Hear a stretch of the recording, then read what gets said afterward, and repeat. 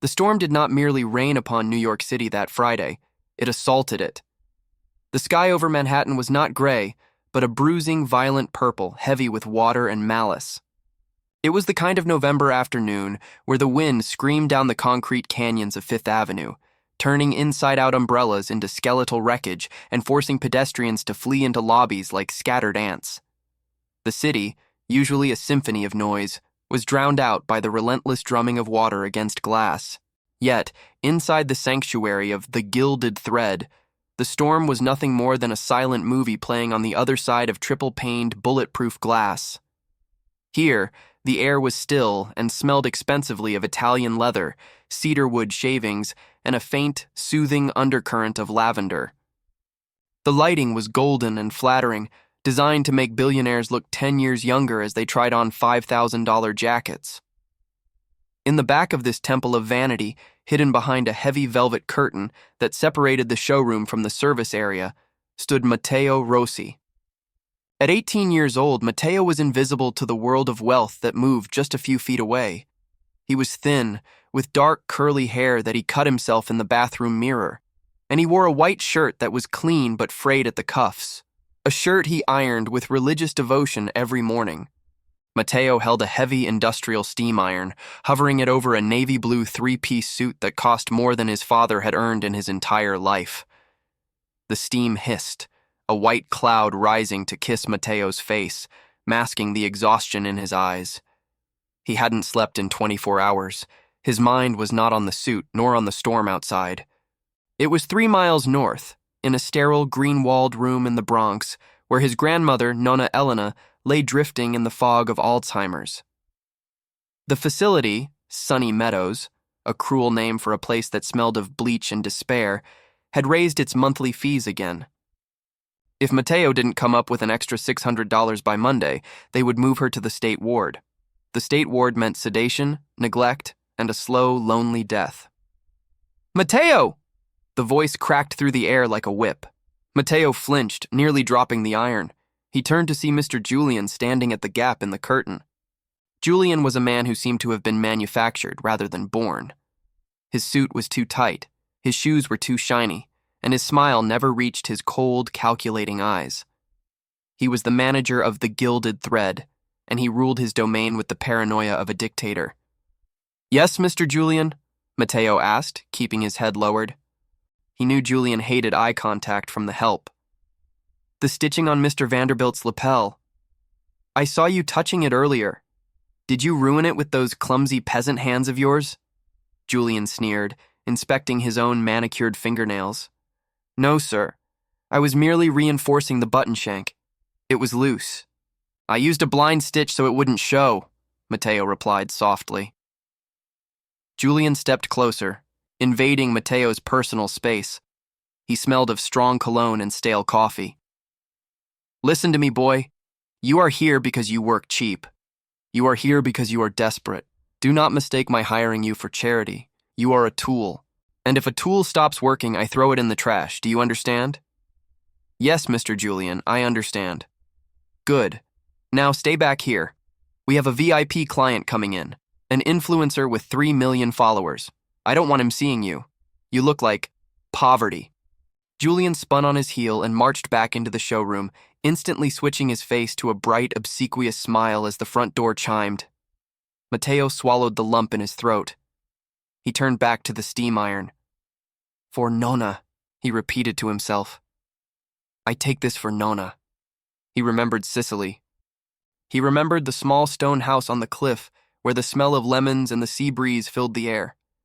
He remembered Nonna Elena's hands, wrinkled, strong, magical. She had taught him to hold a needle before he could hold a pencil.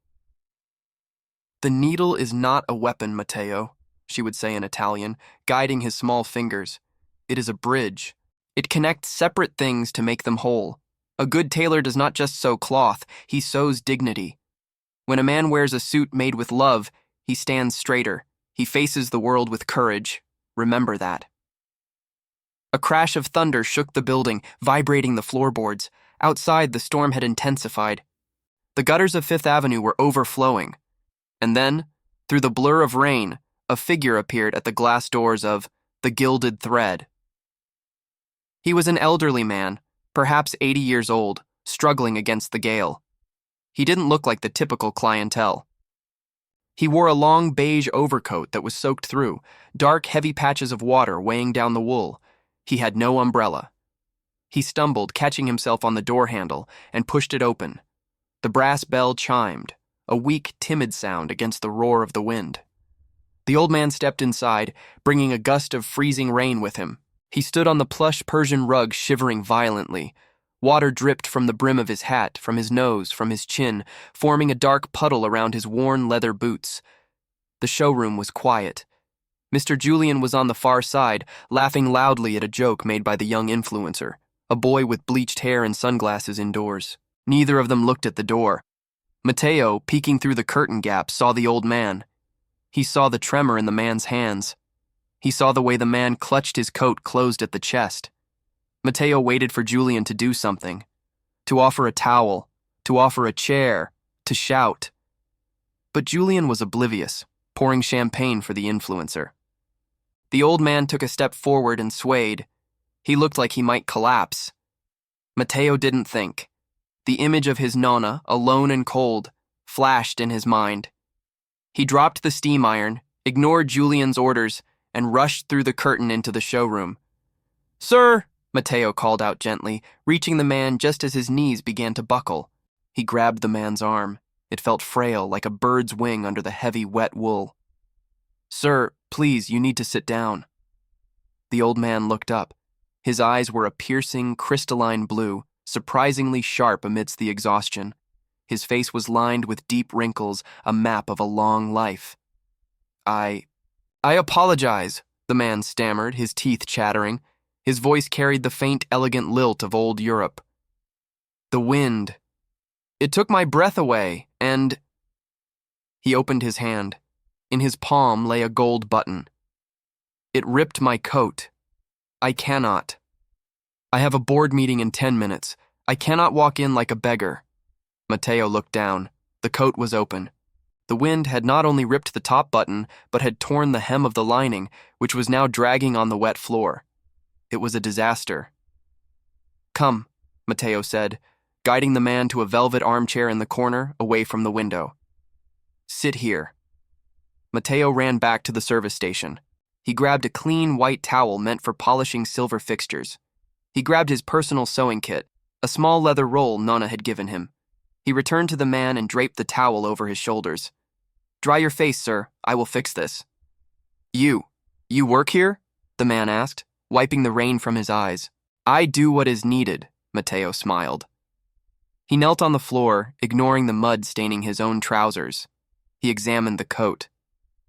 Mateo's eyes widened. His fingers brushed the fabric.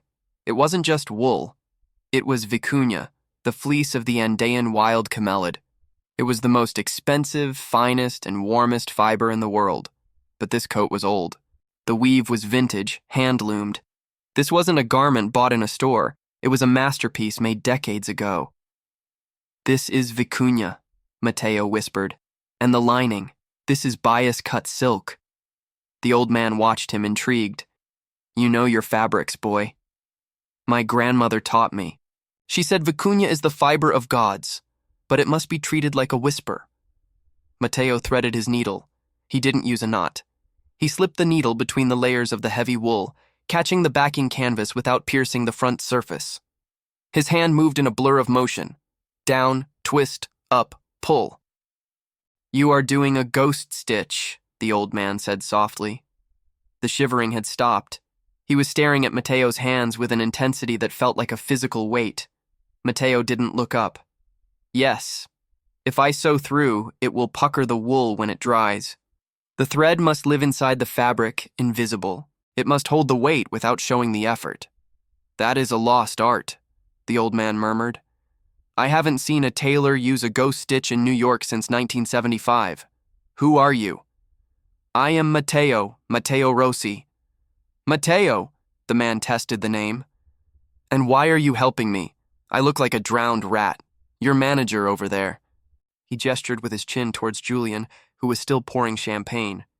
"He would likely call the police." Matteo finished the button and quickly whipped the hem back into place. He bit the thread to cut it. Because, sir, Matteo stood up and brushed off his knees. My Nonna always said that a man's dignity is the only suit that matters, and a gentleman should never have to face the world unbuttoned. The old man stood up. He buttoned the coat. It hung perfectly. The repair was invisible. He looked at himself in the mirror, then turned to Matteo. He reached into his pocket, but his wallet was gone, likely left in another jacket. I seem to have forgotten my wallet, the old man said, looking embarrassed. It is on the house, sir. Please, just get warm. At that moment, the bubble burst. What in God's name is going on here? Mr. Julian's voice shattered the atmosphere. He came storming across the showroom floor, his face a mask of purple rage. The young influencer trailed behind him, snickering, holding his phone up as if to record the drama. Julian stopped 3 feet from them, pointing a trembling finger at the old man. Matteo, have you lost your mind? Julian screamed, spit flying. I told you to stay in the back, and instead you dragged this wet dog into my showroom? Look at the rug. It's ruined. Water everywhere. Mr. Julian, please. Matteo stepped in front of the old man. He needed help. His coat was torn. I don't care if he was bleeding to death, Julian bellowed. This is the Gilded Thread. We serve the elite. We do not serve people who wander in off the street looking for a handout. You are devaluing my brand just by standing next to him. Julian turned his venom on the old man. And you! Get out! Now! Before I have security throw you onto the pavement. The old man did not flinch. He did not cower. He stood perfectly still, his blue eyes locking onto Julian's face with a cold, terrifying calmness. He adjusted his cuff, the one Matteo had just fixed. You are worried about your brand, the old man said. His voice was quiet, but it carried across the room with the weight of an anvil. A brand is nothing but a promise, and you, sir, have broken the promise of hospitality. Get out! Julian screamed. The old man nodded slowly. He turned to Matteo. He reached out and touched the boy's shoulder. Thank you, Matteo, for the stitch and for the humanity. He turned and walked out into the storm. The bell chimed again, sounding like a funeral toll. Julian stood panting, his chest heaving. He turned slowly to Matteo. The silence was absolute. You, Julian whispered, the word dripping with venom. You are finished. He walked over to the counter, grabbed Matteo's personal fabric scissors, the heavy silver shears that had belonged to Nonna Elena, and marched to the front door. He opened it and threw the scissors out into the rain, into the gutter. Get your trash and get out of my sight. You're fired. And don't bother asking for a reference. I will make sure you never thread a needle in this city again. Matteo felt his world collapse. The scissors. Nonna's scissors. He ran out into the rain. He fell to his knees in the rushing water of the gutter, frantically searching. The freezing water soaked him instantly. He groped in the dark, murky stream until his fingers brushed cold steel. He grabbed the scissors. They were chipped. He sat there on the sidewalk, Fifth Avenue towering above him, crying.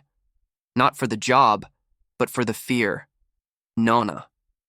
What do I do about Nonna? The walk to the subway was a blur. The train ride to Queens was a nightmare of anxiety. Matteo sat in his wet clothes, shivering, the chipped scissors clutched in his hand. He arrived at his basement apartment, a damp, windowless room that smelled of mildew. He sat on his mattress and stared at the wall. He checked his bank account on his cracked phone. 42. Hour 0. He had to tell her. He had to go to the nursing home and tell his grandmother that he had failed. He took a shower to warm up, put on dry clothes, and took the bus to the Bronx. When he arrived at Sunny Meadows, it was evening. The storm had passed, leaving a strange, eerie silence. He walked into Nonna Elena's room. She was sitting in her wheelchair by the window, staring at the dark glass. She looked so small. Nonna? Matteo whispered. She turned. Her eyes were cloudy. She smiled, but it was the smile one gives to a stranger. Hello, young man. Have you seen my husband? He said he was bringing lemons. Mateo's heart shattered. She didn't know him today. He is coming soon, Nonna, Mateo choked out. He knelt beside her and held her hand. It was cold. I lost my job today, Nonna. I tried to be good. I tried to sew with dignity. But it wasn't enough. She patted his hand, humming a lullaby she used to sing to him when he was a baby. She didn't understand the words, but she understood the sadness. She squeezed his hand. Mateo stayed until she fell asleep. He walked out of the facility, the administrator stopping him in the hall. Mr. Rossi? Monday. We need the payment by Monday, or we begin the transfer process. I know, Mateo whispered. I know. He went home and didn't sleep. He spent the weekend walking the streets, applying to every tailor shop, dry cleaner, and department store. But Julian had been efficient. At 2 places, the owners looked at his name and said, "We heard about what happened. We don't hire insubordinate staff." By Tuesday morning, Mateo was packing his bag. He was going to sell his few belongings. Maybe the sewing machine would fetch $100. Then, a noise at the door, a sliding sound. Mateo looked down. A black envelope had been pushed under his door. It was made of heavy, matte cardstock. It had no stamp, no return address. Just his name, Mateo Rossi, written in calligraphy with real gold leaf. He opened it, his hands trembling. Inside was a card that smelled of sandalwood and old money. The honor of your presence is requested at the unveiling of the Legacy Collection. The Penthouse, Empire State Building. Tonight. 7 p.m. sharp. Dress code. Bring your best scissors. Mateo stared at it. A prank? A cruel joke by Julian? But the paper. The paper felt worth more than his apartment. Why the scissors? He had nothing left to lose. He put on his one good suit, a black vintage wool suit he had remade from a thrift store find, fitting it perfectly to his frame. He polished his shoes. He took the chipped silver scissors, wrapped them in a velvet cloth, and put them in his pocket. The Empire State Building loomed over the city like a needle piercing the sky. Mateo approached the VIP entrance. A line of limousines was depositing the most famous faces in the world, models, actresses, billionaires. Mateo walked up to the security guard, feeling nauseous. I have an invitation." He handed over the black card. The guard scanned it. A green light flashed. The guard's eyebrows shot up. "Right this way, sir. Private elevator." Mateo was whisked upward, his ears popping. The doors opened onto the 102nd floor. The entire floor had been gutted and transformed into a runway of black obsidian mirrors. The ceiling was open glass, showing the stars. The room was packed. A hush fell as the lights dimmed. Mateo stood in the back, near a pillar, trying to be invisible. A spotlight hit the end of the runway. A microphone stand waited there. From the shadows, a man emerged. The crowd gasped. Whispers erupted like wildfire. "Is that him?" "It can't be. He hasn't been seen in 15 years. "It's Elias Van Dorn." Mateo froze. The man in the spotlight was wearing a tuxedo that fit him like a second skin. He was groomed, powerful, radiant. But the eyes, those crystalline blue eyes, it was the old man, the beggar. Mateo stopped breathing. Elias Van Dorn walked to the microphone. He looked out over the crowd, the most powerful people in fashion. "Good evening," Elias said. His voice was strong now, commanding. "For 40 years, I have built the House of Van Dorn. We have defined elegance. But lately, I have felt a rot in our industry. We have become obsessed with the price of the fabric and forgotten the value of the human being inside it." The room was dead silent. "I needed to know if the soul of my company still existed," Elias continued. "So last week I conducted an experiment. I dressed as a man who had lost everything. I walked into my own flagship stores in Paris, Milan, Tokyo, and London. In every single one, I was treated like a disease. I was ignored. I was mocked. I was escorted out by security." He paused, letting the shame settle over the audience. Many store owners in the crowd looked down, terrified. But then, Elias smiled, a genuine warmth returning to his face. I walked into the Gilded Thread on Fifth Avenue. Mateo's heart hammered against his ribs. I was soaked. I was shivering. My coat was torn. The manager of that store, Elias's voice turned to steel, saw only a dirty rug, but a young man saw a human being in distress. Elias scanned the room. Is Matteo Rossi here? The spotlight swept across the crowd, searching. It found Matteo by the pillar. He was blinded by the light. Come up here, my boy, Elias beckoned. Matteo walked toward the stage. The crowd parted for him like the Red Sea. He felt like he was floating. He climbed the stairs. Elias embraced him. He turned Matteo to face the crowd. This young man, Elias announced, performed a ghost stitch on my coat in under 3 minutes. A technique I haven't seen since my own father taught me. He saved my dignity when he thought I had nothing to offer him. And for that act of kindness, he was fired. A murmur of outrage rippled through the room. Mr. Julian, are you here? Elias asked pleasantly. Somewhere in the middle rows, Julian stood up. He looked pale, sweating profusely. Mr. Van Dorn, I didn't know it was you. That is exactly the point, Elias cut him off. You only treat people well if you think they have power. That is not elegance, sir. That is cowardice. Elias looked at the cameras streaming live to the world. As of this moment, I am revoking the license of the Gilded Thread. You are no longer authorized to sell my garments. The store is closed. Julian slumped back into his chair, ruined. And, Elias turned to Matteo, I am appointing Matteo Rossi as the new head of the Van Dorn Bespoke Division. He will lead our new apprenticeship program. He brings the one thing money cannot buy, heart. Elias leaned in close to Matteo, away from the microphone. And Matteo? Sunny Meadows. I bought the facility this morning. It is now a non-profit foundation. Your grandmother will never be moved. She has the presidential suite. Matteo broke down. He wept on the stage, in front of the world, burying his face in the shoulder of the legend he had saved. 3 months passed. The winter turned to spring. The new Rossi and Van Dorn atelier opened in Soho. It was a place of light and warmth. There were no velvet ropes. There was coffee for anyone who entered. One sunny afternoon, Matteo was cutting a pattern for a new jacket. He was using the silver scissors, now repaired and sharpened to a razor edge. The door chime rang. Matteo looked up. Standing there was Mr. Julian. He looked different. He had lost weight. His suit was off the rack, ill-fitting. He held a plastic folder of resumes. Matteo, Julian said, his voice trembling. He didn't step onto the rug. He stayed by the door. I heard you were hiring cutters. I know I don't deserve it, but I have nowhere else to go. No one will hire me. Matteo looked at the man who had thrown his heritage into the gutter. He felt the anger rise, hot and sharp. He could humiliate him.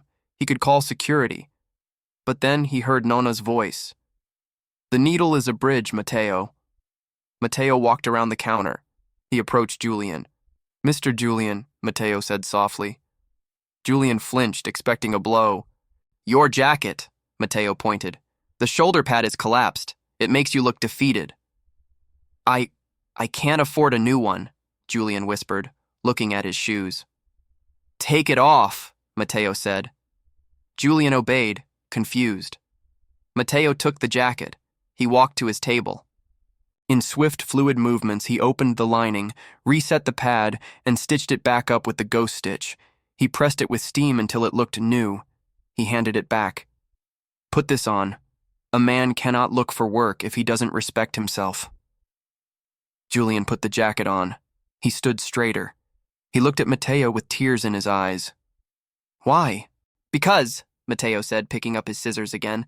Here, we don't fix clothes, we fix people. I don't have a job for you as a manager, Julian, but if you want to learn how to hold a needle, if you want to start from the bottom, come back tomorrow at 6 a.m. and bring coffee. Julian nodded, unable to speak. He turned and walked out, not as a broken man, but as a man who had been given a second thread. Matteo smiled, looked up at the photo of his Nona on the wall, and went back to work. The world is full of torn seams. Most people just throw the garment away. But a true master knows that with enough patience, enough love, and the right stitch, anything can be made whole again. If this story touched your soul, please subscribe to our channel and share this video. The world needs more tailors of the heart. And tell us in the comments, who is the person who helped you when you felt broken? Let's honor them below.